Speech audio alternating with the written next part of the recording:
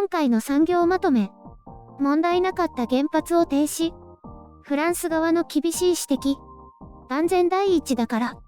フランス企業や CNN などによって安全性が問題視されていた中国広東省の第三原子力発電所は、最終的に安全点検のために停止すると発表されました。この発表は CGN、中国広角集団が7月30日に行ったものですが、あくまで安全運転を継続できる状態だが安全第一を考慮したと強調しています。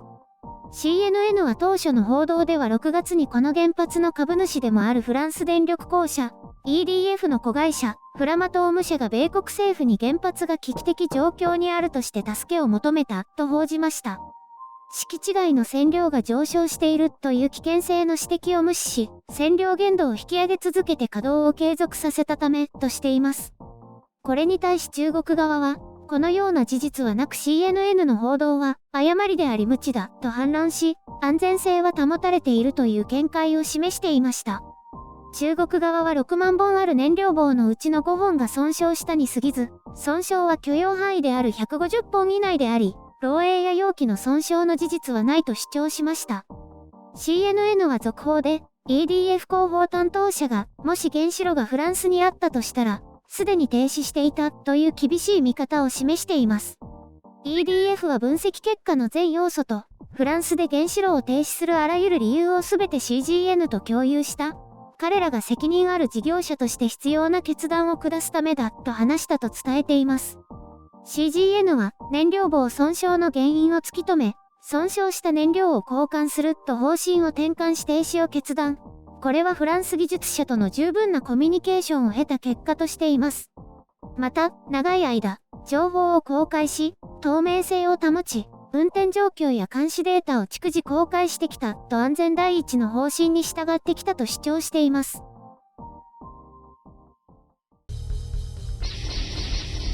編集所管。今回の概要。メンツだけじゃない止めなかった理由。フランス企業のおかげです。隠蔽体質は変わらない。中国は景気回復と猛暑による電力需要の増加。これが特に今回問題となった原発のある地域でも起きているようです。水力発電の発電量不足に加え、再生可能エネルギーの不確実性や石炭価格の高騰による火力発電所の能力低下によって需給バランスが崩れ始めたそうです。電力需給は逼迫していて、ひどいところは照明の削減、エレベーターやエスカレーターの稼働削減、エアコン温度の制限などで電力消費を削減しているようです。石炭火力は CO2 排出量の問題ではなく、オーストラリアからの輸入停止で低質で高価格な石炭しか入手できず、稼働すると低効率で赤字になるという問題もあるそうです。そうした理由から原発の安全性を主張し、稼働を継続させてきたと思われます。原発停止は産業破壊にまでつながりかねない。しかし7月に入って発表された EDF のデータで考えを一変させたようです。それだけ原発が危機的状況、またはそれに陥る可能性が高いということでしょう。でなければ何よりもメンツを重要視し、電力供給が逼迫する中で中国政府が原発を停止するはずがありません。ただ、EDF のデータ提示から4週間後の停止発表となり、即時に反応的な停止に踏み切らなかったのは様々な事情があったのでしょう。グローバルタイムズによると、送電網のメンテナンス中の時間を選んだ、とし、フランス側も損失を被る、と専門家のコメントを掲載しています。いや、フランスの基準なら6月上旬に停止だし、損失云々の問題じゃないって話なんですけど。この間に考え抜いた言い訳は、安全第一だから念のために止めるだけ、運用には全く問題がなかった、なんて言ってますからね。これ嘘でしょ。当初は燃料棒の損傷は常に起こりうるし、許容範囲内だから問題ないとしていましたが、数の問題ではなく何かしら深刻な問題があったようです。これについて当然詳しく解説している中国メディアはありません。6月の言い訳の時にはすごく詳しく報じていたのにね。6月の CNN の報道をフェイクニュースだとして批判的に報道し、その後発表された燃料棒損傷については問題ないと主張。それ以外の報道は一切行われず、7月末になって急に停止が発表されて関連する報道が出てきました。情報公開と透明性などと言いながら、積極的な情報公開は行われていないことが明らかですね。これ、フランス企業とのパートナーシップ事業だったからこうして発覚したものの、もし中国企業単独だったら隠蔽されていたということでしょうね。これは本当に不幸中の幸いとしか言いようがありません。原発の運用を舐めているんじゃないかと思いましたよ。こうなると他の中国国内の原発はどうなっているのかと疑いの目を向けたくなりますよね。しかし全原発を一斉調査するなんて話は出てきません。当たり前ですが、こうしたところが民主主義国家との絶対的な違いで、情報公開を迫るメディアも市民団体も存在しませんからね。中国の原発はこれまで安全だったから問題ない。こうした紋切り型の回答で全てを片付けたわけです。中国メディアだけを見ていたら全く問題なさそうですし、今回もただの安全点検で停止するだけと思ってしまいますよ。とはいえ原子力安全局という組織もあるので、裏側ではこそ全原発の検査をやっているかもしれません。しかし情報公開されることはないでしょう。特に不都合な情報はね。もし公表されるとしたら全て問題がなかったという本当か嘘かわからないような報告のみでしょうね。中国で何よりも優先され重要視されるのは中央政府と中国共産党のメンツを保つことですからね。そのために必要な嘘や誇張は当然ありです。仮に問題が発覚したとしても発表の順番を変えれば良いだけですからね。問題発覚は発表せず、対応を完了してから何も問題はなかったと発表すれば良いだけ。こういう姿勢だから中国政府にとって不都合な問題は常に隠蔽されていると海外メディアにいじられるわけですよ。わかってるくせに。隠蔽体質が何も変わってないんだから仕方がないと思いますけどね。実際これまで不都合は公表せずに全否定し続けてきたんだから。ウイグルの人権問題も同様で、勘ぐられるだけのデータは揃っていますが、中国政府がお得意の言い逃れを展開し続けて致命傷には至ってないだけ。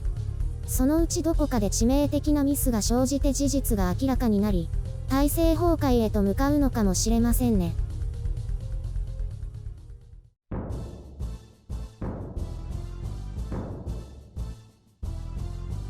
中国って原発あるんだね。恐ろしいね。中国はいっぱいあるよ。沿岸部に。うわ、じゃあ日本側ってこと？ますます怖いね。幸いなのは今までに大事故が起きてないことだね。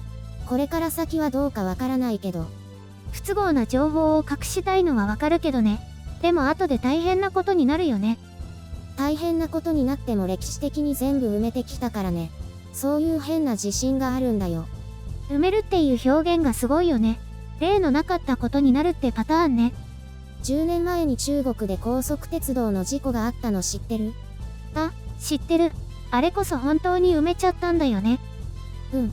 あれも当初は真相究明とか行われてたんだけど、雲行きが怪しくなってきて突然報道されなくなったんだよ。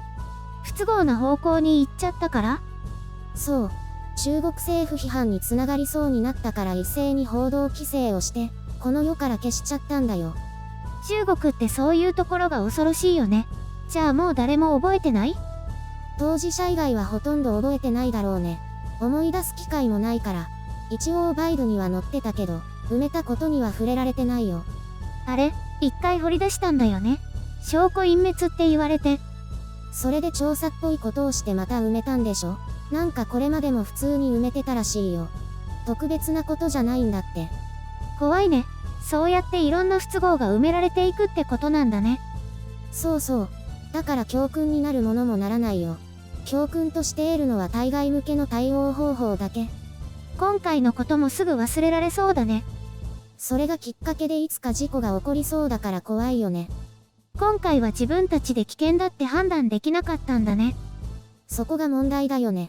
最高の安全基準とか言ってて、フランスとは全然違ったみたいだから。やっぱり色々なところが中国品質なんだね。まあ、安全性への課題はどこの国も変わらないけど、中国にはまだ疑問符をつけざるを得ないね。集まれ、白雪姫のてんこ盛り。もう8月になったね。緊急事態宣言中だけど、東京はあちこちで人出が多いみたいだね。夜も散歩しててちょっと人が増えた気がする。お盆休みになったら帰省する人も増えて、コロナ感染もまた増えていくのかな。そうだね。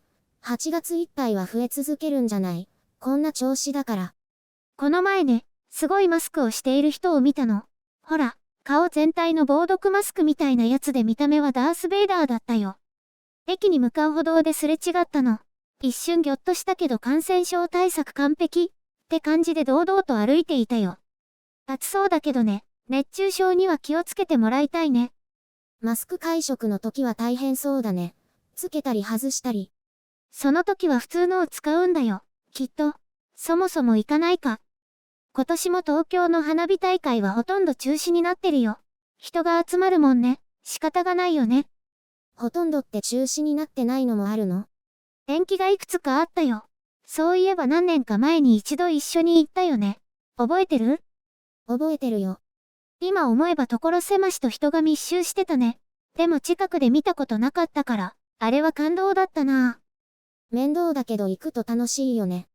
ゆるりん、レジャーシートとか持っていかずに、会場の近くのお店で段ボール箱もらってたね。江戸っ子に教えてもらったんだけど、あれだと手ぶらで行けるし帰りに捨てられるし、程よい厚みでお尻も痛くないし、いいことずくめだよ。帰りの電車がすごいことになってたよね。